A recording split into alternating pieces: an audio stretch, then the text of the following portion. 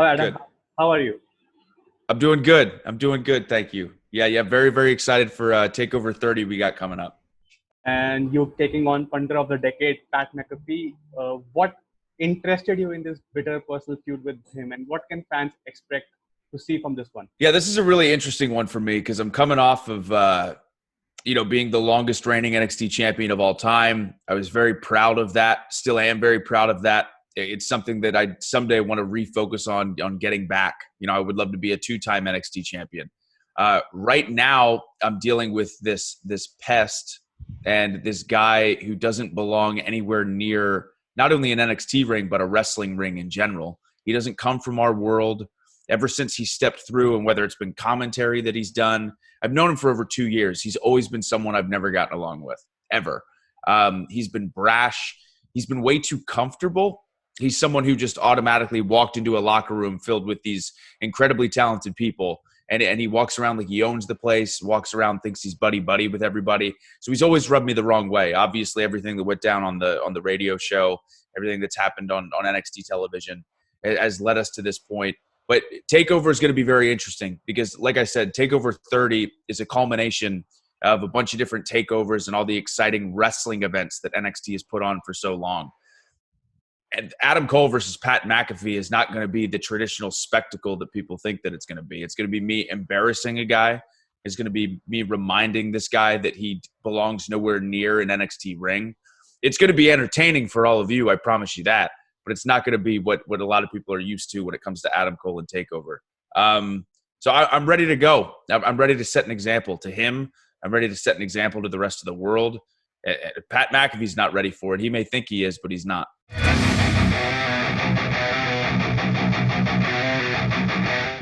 Could Pat McAfee bring something surprising to the table which could put you offset your game or something like that? So I've always been – I don't ever take my opponent or someone I'm in the ring not seriously. So for example, as much as he drives me absolutely insane, I do recognize that he's a very talented athlete. I mean, the guy for years has proven, whether that be in football or podcasting or whatever he's done, he's been successful at whatever he's done. It's just pro wrestling is a totally different animal. So I'm very prepared and very ready for the fact that because of how athletic he is, I do think he's going to be able to show some of his skill and what he brings to the table. But the problem is pro wrestling, it encompasses so much more than just pure athleticism. Ring awareness is really important. Cardio in the ring is incredibly important. Your technique is really important.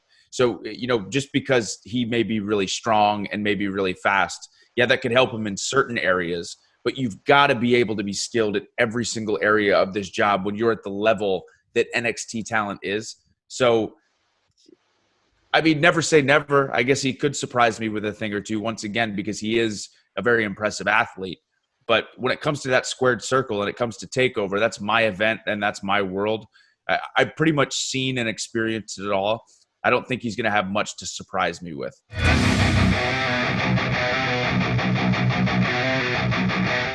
And you talked about your championship reign, which was the longest, and you had one of the fight of the year contenders with Keith Lee. Great, intense storytelling, champion versus champion match. What were your thoughts when you found out that you have to drop the title to Keith Lee? What were your initial thoughts about that? So that was a tough night for a lot of reasons. First of all, we knew it was a really, really big moment. Obviously, the Great American Bash was brought back to NXT. There was this Keith Lee had been on a roll. I had been on a roll. It was two guys who were destined to eventually collide and meet. Keith Lee was the North American champion. Again, I was the longest reigning NXT champion.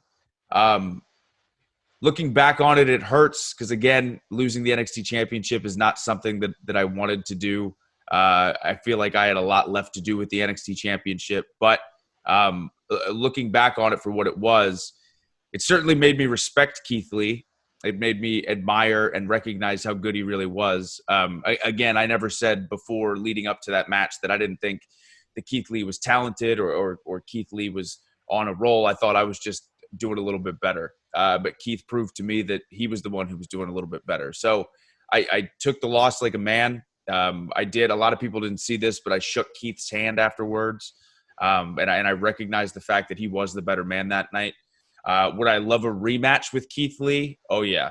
I would love a rematch with Keith Lee. But aside from the fact that it wasn't the outcome that I wanted, I think I left everything on the table. Keith certainly did. And it's a match that I do think a lot of people will think will be special for a really, really long time.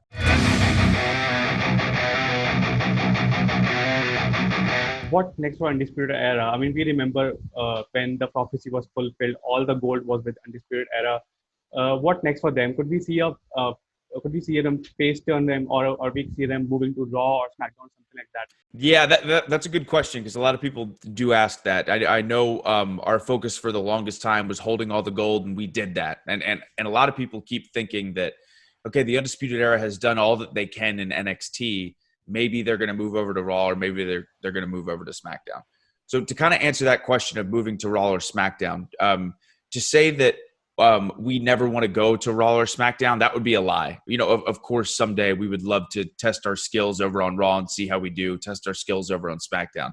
However, we really do feel like there's a lot left for us to do still in NXT. It's been amazing to see the growth of this brand since the Undisputed Era has started. Pretty much when I debuted in August of 2017, that was the beginning of the Undisputed Era. And to see where NXT has gone in these 3 years has been absolutely incredible. So I feel like there's a lot left for us to do. There's a lot of new talent that have come in. Not only do we want to fulfill the prophecy once, we want to do it again. There's just a lot left for us to do. So we really do feel like dominating NXT a few more times is something we'd be really interested in doing. So we just got to get back on top. That's what the Undisputed Era needs to do. We got to get back on top.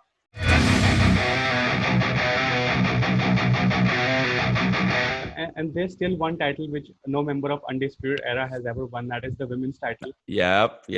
If you have to decide one woman to be a part of Undisputed Era from the current NXT roster, who would be your pick and why? That's a great question. So can I say two answers? Sure, please. Okay. So of course the as far as the group decision, all of us coming together and deciding like, all right, I sit down, Roddy sits down, Kyle and Bobby, and we kind of decide. I know we'd be leaning towards Marina Shafir, which is Roderick Strong's wife. She's very, very talented, a tough girl, someone who we all know personally. And one thing that makes the Undisputed Era really special is the camaraderie between all of us. And Marina would be someone who would fit right in with that relationship. And also, though, if you're asking me just, hey, you can pick anyone right now to be in the group, I would pick Io Shirai to be in the Undisputed Era. That'd be my pick.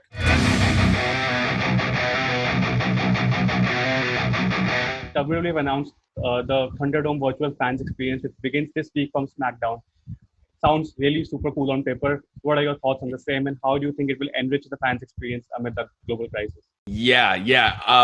I'm excited to see it. Seriously. Like when I first heard that it was happening, I'm like, oh, this is going to be so cool.